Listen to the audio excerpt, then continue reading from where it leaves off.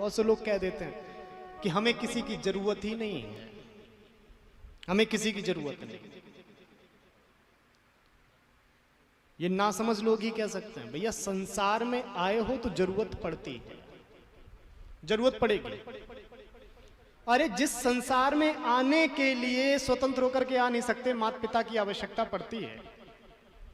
जहां स्वतंत्र होके आ नहीं सकते और स्वतंत्र रूप जा नहीं सकते, कंधे देने के लिए भी चार चाहिए। जन्म में जरूरत, मरणोपरांत जरूरत। तो ऐसा मत सोचना कि बीच की कड़ी बिना जरूरत के रह जाएगी। इसीलिए भैया घर परिवार से बना करके रखो। घर परिवार से बड़ा धन कोई नहीं होता है, और घर परिवार से बड़ा कोई हितैषी नहीं होता है। जितना हित आपके घर वाले सोच सकते हैं, दूसरा नहीं सोच सकता, नहीं सोच सकता। माँ पिता भाई बंधु सगे संबंधी आपके हित की केवल ये सोच सकते हैं, केवल।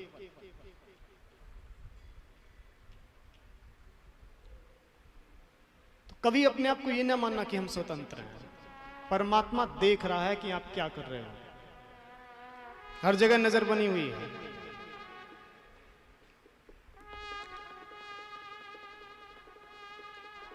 भगवान श्री कृष्ण ने गृहस्थ स्वीकारा, और गृहस्थ में आकर के कहीं पद प्रतिष्ठा पैसा बहुत ज्यादा मान सम्मान कुरीति पे ना लगा दे, इसलिए परमात्मा सत्संग देते हैं अपने पुत्र और पौत्रों को। देखिए सत्संग की महिमा ठाकुर जी बता रहे हैं। ठाकुर जी का सानिध्य प्राप्त है भगवान के बालकों पर, उनके पुत्रों पर, उनके पौत्रों पर, लेकिन भगवान का सानिध्य भी परिपूर्ण नहीं माना उन्होंने। भगवान को भी लगा कि बिना सत्संग के कुछ संभव नहीं। इसीलिए शायद यही विचार करके सनत कुमारों ने भी कह दिया सदा सेव्या श्रीमद् भागवती कथा। बोले कथा कब तक सुने, कितनी बार सुने? बोले हर क्षण मन बिगड़ता रहता है, इसीलिए जब मिले तब सुनो। सदा सेव्या सदा सेव्या। सत्संग रूपी डंडा ऊपर होगा तो जीव को मार्ग पर जाने से घबराएगा। आज विडंबना सबसे बड़ी यही हो गई है कि हमने पाप से डरना छोड़ दिया। पाप से हम डरना भूल गए।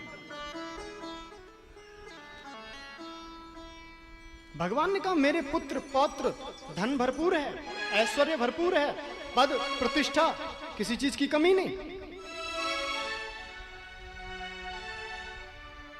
और धन यौवन रूप हो पल्ले तो राम जी ठीक चलाएं तभी ठीक चल रहे। मारवाड़ी कहावत है कि जब धन हो, यौवन हो, रूप हो, बहुत ज्यादा सावधान होने की आवश्यकता है।